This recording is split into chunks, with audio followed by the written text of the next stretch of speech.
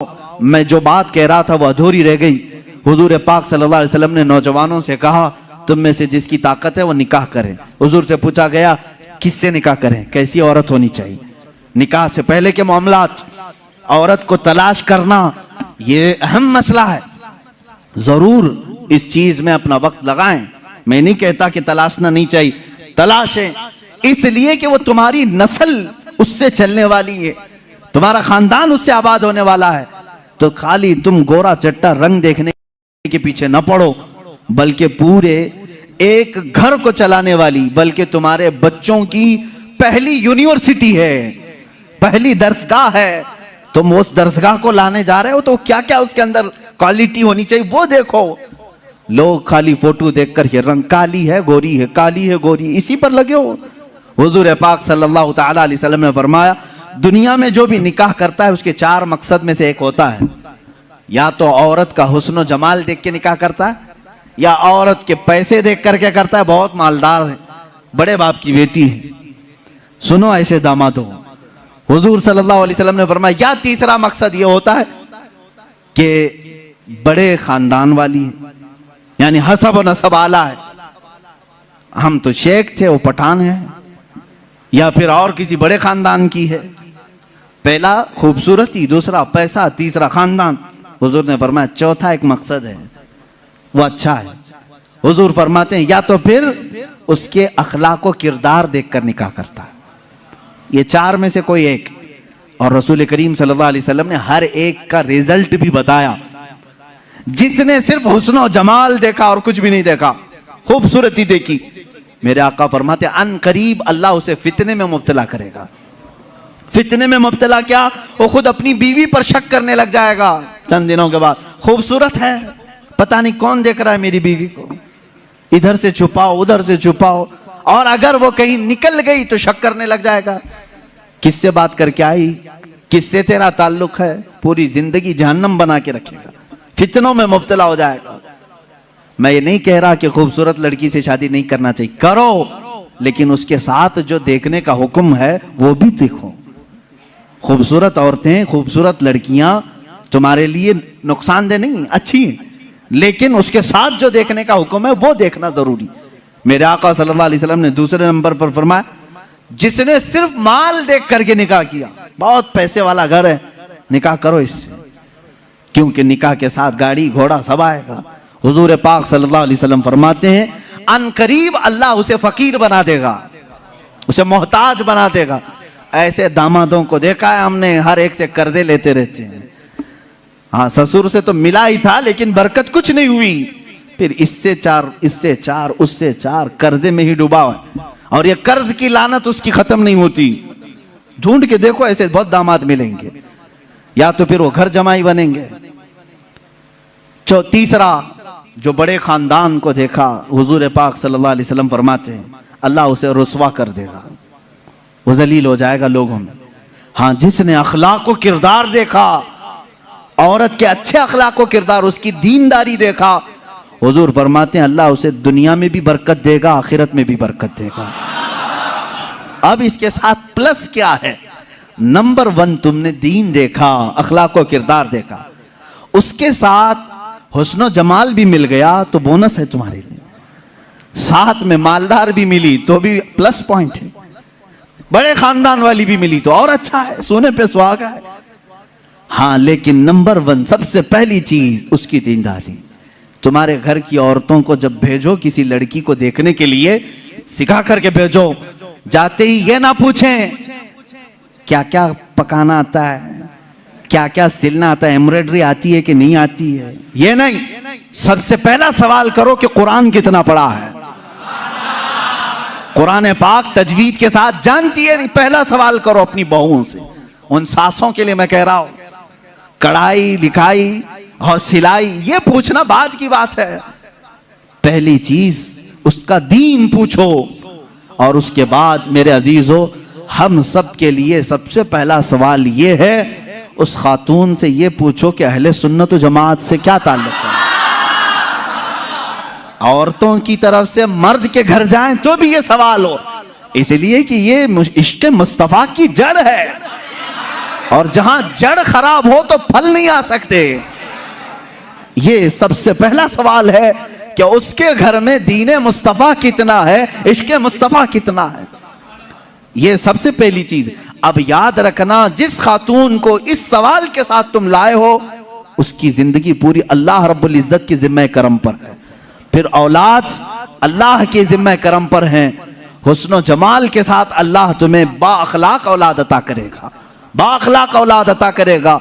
लेकिन ये तरीका शादियों का इस तरह से रखो, अगर लोगों को ये मालूम हो जाए ना, आज तुमने रिवाज बना लिया, लड़कियों को देखने आने से पहले सबसे पहले लड़के की अम्मा यही सवाल कर रही है, लड़के की बहन यही सवाल कर रही है, कुरान कितना पढ़ा है, तजवीद कितना पढ़ा है। 2-4 घरों में ये होने लग जाए तो देखो लड़कियों को सबसे पहले अब कुरान पढ़ाना शुरू कर देंगे। क्यों? सबको मालूम है नहीं पढ़ाएंगे शादी नहीं होगी। आज ये एम्ब्रॉयडरी क्यों करा रही हैं? इसलिए कि सवाल तुम पहले यही कर रहे हो, सिलाई आती है कि नहीं। सब लड़कियां सिलाई क्लास में क्यों जा रही? देखने वाले आकर के यही पूछ रहे हैं सिलाई कितनी आती, पकाई कितनी आती। इंडोनेशिया का माहौल मैंने देखा, इंडोनेशिया के हमारे बहुत सारे दोस्त हैं, सबसे ज्यादा मेरे ख्याल से हज पे आने वाले इंडोनेशिया के लोग। क्यों जानते हैं? वहां जो भी लड़की देखने के लिए जाते हैं या लड़के को लड़की वाले देखने आते हैं, पहला सवाल करते हैं हज किया है कि नहीं। हज किया है तो बाप अपनी बेटी देता है, हाजी को दे रहा हूं। और इसी तरह लड़का भी फख्र करता है, मेरे तकरीबन 100 से ज्यादा इंडोनेशी दोस्तों, सबकी औरतें हज्जन है और वो खुद हाजी हैं। कहते हैं हमारे यहाँ शादी से पहले हज करा देते हैं, इसलिए कि इसी बेस पर शादी होती। ये कितनी अच्छी चीज है कि दीन का सवाल हो रहा है, दीन पूछा जा रहा है। हाँ, ये तो तुमने लड़कियों से जाकर के घरों में पूछा, कढ़ाई आती है, सिलाई आती है, पकाई आती है। और यही सवाल लड़की के घर वाले जब लड़के पर के पास आते हैं, क्या करते हैं? कौन सी ऑफिस में काम कर रहा है, परमानेंट जॉब है कि प्राइवेट जॉब है, कैसी जॉब है, ये सब सवालात तो है ही। लेकिन धीमे धीमे प्रॉपर्टी भी पूछते हैं, कहां कहां है, कितनी जायदाद है।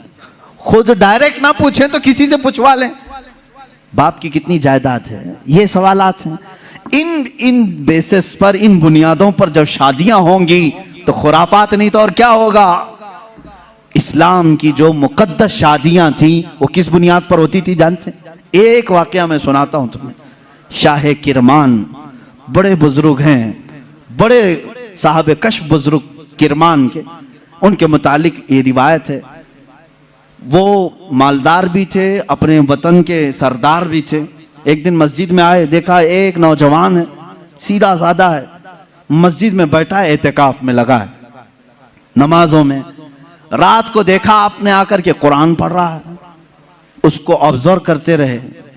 तीसरे दिन आपने आकर उससे पूछा कि बेटा तुम कहां से आए हो, कहां है तुम्हारा घर? कहा बस ये झोपड़ी है। एक छप्पर डाल करके झोपड़ी रखा था। क्या मकसद है? कहा अल्लाह को राजी करना है, बस अल्लाह राजी हो जाए, मैं इसके लिए दिन रात मेहनत कर रहा हूं। शाह किरमान ने पूछा तेरे घर वाले शादी वगैरह? कहा नहीं, मुझे कौन शादी करके देगा, मैं फकीर आदमी हूं, मैंने सोचा भी नहीं। शाह किरमान की बड़ी हसीन और जमील बेटी थी, उनके निकाह के पैगामात शहजादों से आए थे, आपने दिया नहीं था बेटी को। शाह किरमान ने कहा मेरी बेटी है, क्या मैं तुझसे निकाह कर दूं? उसने कहा आप बड़ा रिस्क उठा रहे हो, मेरे पास क्या है, मैं दिन भर थोड़ी मेहनत करता हूं, थोड़ा खाने पीने का मिल जाए उसी पर मैं गुजारा करता हूं, बाकी मैं अल्लाह के लिए वक्त निकाल लेता हूं, इतना कमाता हूं जितना खाने के लिए हो जाता है बस। शाह किरमान ने कहा मैं राजी हूं। उसने कहा फिर सोच लें, आप मेरा घर देख लें। कहा मैं तुझे देख लिया बस काफी, घर कहां है तेरा? वो नहीं। अपनी बेटी से जाकर के कहा एक हसीन शहजादा मैंने तेरे लिए ढूंढ लिया। बेटी भी ऐसी नहीं कि चंचल हो, हुस्न की परी हो तो नाटक और नखरे आ जाए ना, शाह किरमान की बेटी थी। कहा बाबा जान आपने जो फैसला किया वो बिल्कुल सही होगा। कहां घर है? कहा झोपड़ी में है एक, बस जो फड़ लगा करके दरख्तों के एक झोपड़ी बनाया हुआ। ये शाह किरमान की बेटी वक्त के फरमा रवा वहां के सरदार और हाकिम की बेटी तैयार है। आपने जरूर उस नौजवान में कोई तकवा देखा होगा। कहा हाँ। मगरिब में आए, मस्जिद में निकाह हो गया, मस्जिद में निकाह हो गया और दूल्हे से कहा आजा अपने घर, हमारे घर खाना खा ले और अपनी दुल्हन को लेकर अपने घर चला। निहायत सादगी से शादी हुई। दूल्हे की तरफ से कोई नहीं, मस्जिद के जो नमाजी थे वही आए, दुल्हन के घर पहुंचे। शाह किरमान की बेटी के यहां दावत हुई।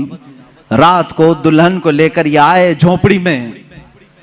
झोपड़ी में सिर्फ एक बिस्तरा लगा था, पर्दे का दरवाजा था, पर्दा गिराया और एक सुराही पानी की रखी हुई है, जिसमें मटका जिसको कहें आप, उस पर एक आधी रोटी रखी हुई है सूखी। खातून आई, सबसे पहले पूरी झोपड़ी को देखती रही और उसके बाद पूछी ये रोटी किस चीज की है। कहा आज कमाई के लिए नहीं गया, आज शादी थी तो आज आधी रोटी खाया हूं, कल के लिए इसको रखा हूं, आधी रोटी बचा कर कल के लिए रखा हूं। वो रोने लगी। खातून कहती मुझे लगता है मेरे बाप ने गलत फैसला किया, मैंने तेरी बड़ी तारीफ सुनी थी। वो नौजवान कहता है मुझे मालूम था बड़े घर की औरतें हमारे साथ कैसे रह सकती हैं, तुम बड़े बाप की बेटी हो। वो शहजादी कहने लगी ना, बड़े बाप की बेटी बड़े घर की तमन्ना नहीं कर रही है, मुझे मेरे बाप ने कनाअत और तवक्कुल सिखाया है अल्लाह की जात पर। मुझे इस बात का एहसास हो रहा है कि मेरा निकाह मेरे बाप ने उस शोहर के साथ किया जो आज खा करके कल के लिए बचा रहा है। क्या तेरा इतना यकीन नहीं जो आज आधी रोटी दे सकता है वो कल भी तेरा रिस्क देगा? तवक्कुल तेरा क्यों नहीं अल्लाह की जात पर कि आज जो तुझे खिलाया वो कल भी खिलाएगा? तूने बचा करके इस तरह रखा तो मुझे एहसास हुआ। मेरे अजीजों, ये है वो इस्लामी शादियां, नौजवान इतना परहेजगार कि आई हुई खातून उससे बड़ी परहेजगार, उससे बड़ी मुतवक्किला, अल्लाह की जात पर यकीन रखने वाली। यहां सारी चीजें मैंने इसलिए सुनाए नौजवानों, जिंदगी सिर्फ हंसी खुशी खेल कूद पिकनिक सैर सपाटे के नाम नहीं, एक दूसरे की जिंदगियों में उतर जाने का नाम है। एक बहुत ही एतमाद के रिश्ते का नाम है। दोनों के दरमियान इतना एतमाद हो, इतना भरोसा हो। अब शोहर और बीवी का भरोसा, एक और भी बात मैं बताऊं, बीवियां भी सुन रही होंगी, औरतें भी। जो औरत अपने मर्द से मोहब्बत करती है और जो मर्द अपनी औरत से मोहब्बत करता, सिर्फ मोहब्बत करने वालों के लिए पैगाम है। क्या तुम ये चाहते हो कि तुम्हारी बीवी हमेशा तुम्हारे साथ रहे? यहां हो सकता है आप डर करके बोले या खुशी से बोले, कुछ भी बोलो आप, लेकिन जो मोहब्बत करने वाला वो कहेगा हाँ मुझे तो रहना है। बाकी जिसके लिए आफत है वो तो कुछ भी बोलेगा। औरतें जो मोहब्बत करने वाली, मैं ये कहूंगा, क्या तुम चाहती हो कि तुम्हारा शौहर भी हमेशा तुमसे मोहब्बत करे और तुम हमेशा उसके साथ रहना चाहती हो? तो मेरे अजीजों, बुजुर्गों ने लिखा है, वो कितने बेवकूफ हैं वो लोग जो आपस में एक दूसरे से मोहब्बत करते हैं। दुनिया में हर औरत चाहती है कि मेरा शौहर छोड़ के कहीं ना जाए। मर्द ये चाहता है कि मेरी औरत मेरे अलावा किसी और को न देखे। उन दोनों के लिए ये चाहिए कि कल क़यामत के दिन जब फैसला हो जाए, जब फैसला हो जाए, मेरे आका सल्लल्लाहु अलैहि वसल्लम ने फरमाया अगर दोनों की नेकियां आ गई, पास हो गए, तो जन्नत में भी अल्लाह ताला उन्हें साथ रखेगा। और अगर उसमें से एक बेनमाजी था तो मर्द दोजख में जा रहा होगा, औरत जन्नत में जा रही होगी। औरत बेनमाजी थी, मर्द नमाजी था, मर्द जन्नत में जा रहा होगा, औरत दोजख में जा रही होगी। मैं ये समझता हूं मोहब्बत करने का एक तकाजा ये होनी चाहिए कि जब दुनिया में हम एक दूसरे को छोड़कर रहना पसंद नहीं करते तो एक दूसरे को नेकियों की इतनी तलकीन करो कि कल क़यामत के दिन भी नाम पुकारा जाए तो हमारा दोनों का नाम जन्नत में जाने वालों में हो। मैं भी उसके साथ हूं, वो मेरे साथ हो, ये मोहब्बत है। औरत को चाहिए कि अपने मर्द को नमाजों की तलकीन करे, मर्द को चाहिए कि अपनी औरत को नमाजों की तलकीन करे। ये है इस्लामी जिंदगी जिसमें आप खुशियों की और बहुत सारी मुसर्रतों की बहारें देखेंगे। अल्लाह के नबी सल्लल्लाहु तआला अलैहि वसल्लम की आइली जिंदगी और आपकी अज़दवाजी जिंदगी पर मुझे आज गुफ्तगू करनी थी। जो कुछ भी मैंने कहा है मेरे अजीजों, ये नमूने अमल है हमारे लिए। अल्लाह रब्बुल इज़्ज़त हमारे सबके बच्चों के मुस्तकबिल नेक फरमाए। हर आने वाली दुल्हन को मौला ताला आने वाले ये घर वालों के लिए बरकतों और रहमतों का जरिया बनाए और दोनों के घरों में इत्तेहाद और इत्तेफाक मोहब्बतें नसीब फरमाए। ना चाकी ना इत्तेफाकी तलाक जैसी बहुत सारी नहुसतों से अल्लाह हमारे घरों की हिफाजत फरमाए। अल्लाह रब्बुल इज़्ज़त हमारी इन महाफिल की बरकत से हर एक की जिंदगी खुशहाल फरमाए। जिनकी बीवियां बदकार हो चुकी हो मौला उन्हें सीधे रास्ते पर ला, जिनके शोहर बिगड़ चुके मौला उनको सिराते मुस्तकीम अता फरमाए, जिनके औलाद नाफरमान हो चुके हसनैन करीमैन के सदके मौला उन्हें सालेह बनाए, नेक रास्ते पर चलाए। व आखिरु दावाना अनिल हम्दुलिल्लाहि रब्बिल